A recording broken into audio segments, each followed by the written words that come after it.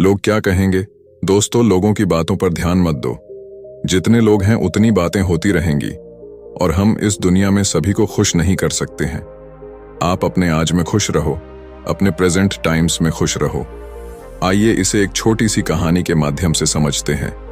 यह कहानी एक राज्य में रहने वाले एक बूढ़े व्यक्ति और उसके बेटे के बारे में है, जो जंगल की लकड़ी को बेचकर अपने जीवन का गुजारा करता था।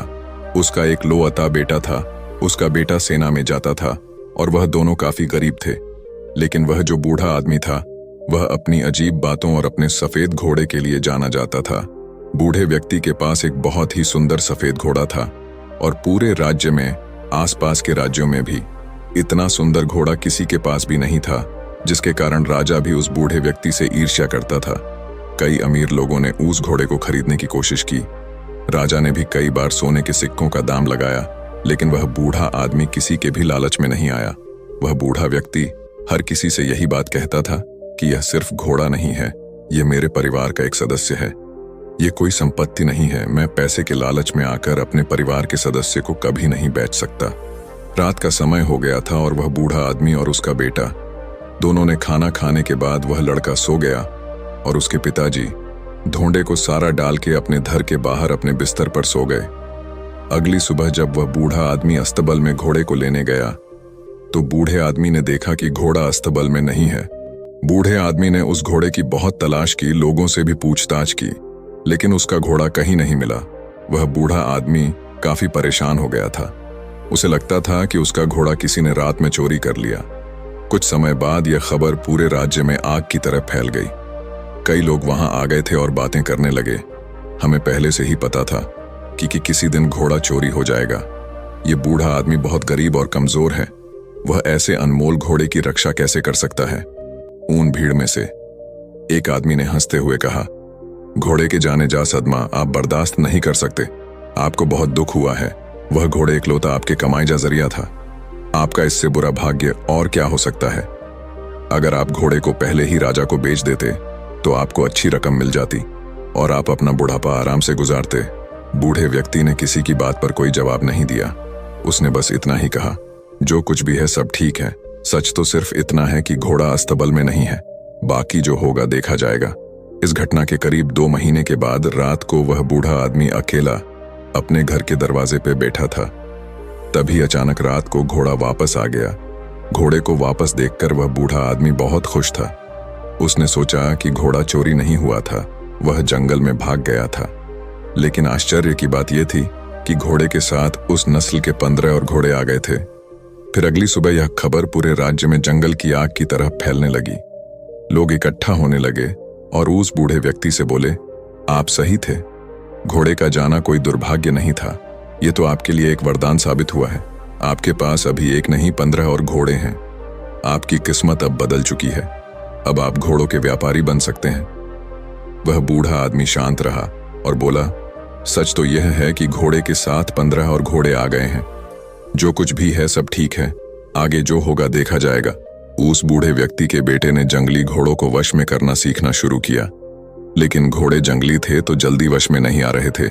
लेकिन सिर्फ 3 दिन के बाद लड़का जंगली घोड़े पर बैठकर घोड़े को वश में करने का प्रयास कर रहा था, पर वो घोड़े से नीचे गिर गया और उसे काफी जख्म भी लगे थे और उसके पैर की हड्डियां टूट गईं। बूढ़े व्यक्ति ने देखा कि उसका बेटा नीचे गिरा पड़ा है और वो दर्द से चिल्ला रहा है। और फिर कुछ लोग उसे वेदजी के पास ले गए। लोग फिर इकट्ठे हुए और दुखी होकर बोले, आपके साथ बहुत बुरी चीजें हुई हैं। 15 घोड़े मिलना कोई आशीर्वाद नहीं था, बल्कि अभिशाप था। आपके इकलौते बेटे का पैर टूट चुका है। अब उसकी शादी कैसे होगी? गरीब आदमी बदकिस्मत है। लेकिन वह बूढ़ा आदमी लोगों की बातों से प्रभावित नहीं हुआ। उस बूढ़े आदमी ने कहा, सच तो यह है कि बेटे ने एक पैर खो दिया है। यह भी सच है कि अब मुझे उसके बुढ़ापे में उसकी मदद करनी होगी। लेकिन जो कुछ भी है सब ठीक है। आगे जो होगा देखा जाएगा। कुछ समय बाद राजा के पड़ोसी दुश्मनों ने एक विशाल सेना के साथ राज्य पर हमला कर दिया। राजा को अपने सेना को तैयार करने का भी समय नहीं मिला। राजा की सेना अचानक हुए हमले के कारण कमजोर पड़ने लगी। इसलिए राज्य के सभी युवाओं को भी न चाहते हुए जबरदस्ती सेना में ले लिया गया। राजा और उसकी प्रजा युद्ध दुश्मन का सामना कर रहे और दूसरी तरफ लेकिन उस बूढ़े आदमी का बेटा बच गया क्योंकि वह लंगड़ा था। लोग रोते हुए बूढ़े आदमी के घर जमा होने लगे। लोगों ने उनसे कहा, आप सही थे, आपके बेटे का टूटा हुआ पैर आपके लिए आशीर्वाद साबित हुआ है। उसे युद्ध में नहीं जाना पड़ा, लेकिन हम सभी बहुत परेशान हैं। हमारे बच्चे अब चले गए हैं। हमें नहीं पता कि वे युद्ध से वापस आएंगे या नहीं।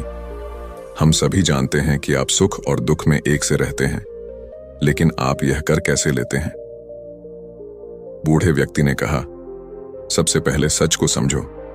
सच सिर्फ इतना है कि तुम्हारे बेटे मातृभूमि की सेवा करने गए हैं। शायद यह तुम्हारी इच्छा नहीं थी, फिर भी वे चले गए। यह दुर्भाग्य है या सौभाग्य, कोई नहीं जानता। वह आगे बोला, जब तक आप लोग चीजों को अच्छा या बुरा कहने की आदत नहीं छोड़ेंगे, तब तक आप परेशान होते रहेंगे। भाग्य की देखभाल क्यों करनी है? अगर करना ही है तो अपने कार्यों का ध्यान रखें, अपने विचारों का ध्यान रखें और खुशी से जीवन जीते रहें। लाभ हानि भाग्य, यह जीवन के छोटे से छोटे हिस्से हैं। जिस तरह आप एक लाइन को पढ़कर पूरी किताब नहीं समझ सकते, उसी तरह आप एक घटना के आधार पर यह कैसे तय कर सकते हैं कि जीवन अच्छा है या बुरा। जो हमारे नियंत्रण में नहीं है, हम उसके बारे में राय बनाते हैं और अर्थहीन निर्णय देकर परेशान हो जाते हैं।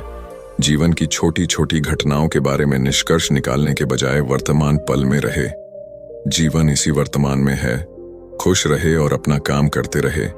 आपको इस बात पर ध्यान देने की जरूरत नहीं है कि लोग क्या कहते हैं, भले ही वे आपके बारे में अच्छा या बुरा बोल रहे हों। यदि आप इस बात पर ध्यान देते हैं कि लोग क्या कहते हैं, तो आपका मन अपने आप बेचैन होने लगता है। इसलिए आपको अपने जीवन के महत्वपूर्ण कार्यों पर ध्यान देना चाहिए, जो आपको हमेशा आंतरिक खुशी देगा। बूढ़े आदमी के शब्दों ने लोगों को सोचने पर मजबूर कर दिया। शायद बूढ़ा सही था।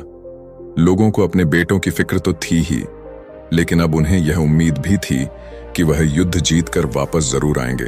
साथ ही उन्होंने यह भी समझ लिया था कि जीवन में हर घटना एक कारण से होती है और अच्छे या बुरे फैसले समय के साथ बदल सकते हैं। सबसे जरूरी है कि वर्तमान में जीना और अपना कर्म करते रहना। और उसके बाद करीब 2 दिन बाद राजा ये युद्ध जीत गया, लेकिन उस युद्ध में काफी सैनिक और वह नौजवान घायल हो चुके थे। सब लोग उन्हें वापस देखकर बहुत खुश थे और वह बूढ़ा आदमी और उसका बेटा दोनों वर्तमान में आराम से जीने लगे। दोस्तों, इस कहानी से हमें यह सीख मिलती है कि लोगों की बातों पर ध्यान मत दो। जितने लोग हैं उतनी बातें होती रहेंगी और हम इस दुनिया में सभी को खुश नहीं कर सकते हैं। अपने आज में खुश रहो, अपने प्रेजेंट टाइम्स में खुश रहो। इसीलिए जो आपको सही लग रहा है, जिसमें आपका फायदा है, उस बात का अपने दिमाग के आधार पर सही फैसला लो। लोग आज कुछ कहते हैं तो कल कुछ और। इसीलिए हमें लोगों पर नहीं बल्कि अपने काम पर ध्यान देना है, अपनी मंजिल पर ध्यान देना है और आगे बढ़ते रहना है। अगर हम इसी तरह लोगों की बातें सुनते रहे तो हम कभी भी आगे नहीं बढ़ पाएंगे और इनकी बातों में उलझ कर रह जाएंगे। दोस्तों, आपने आज के इस वीडियो से क्या सीखा, वह मुझे आप कमेंट में बता सकते हैं। इसी के साथ में उम्मीद है कि आपको आज की वीडियो पसंद आई होगी, तो इस वीडियो को उस इंसान को शेयर करें जिससे यह कहानी सुनने की जरूरत है और उसी के ठीक बाद चैनल को सब्सक्राइब करें।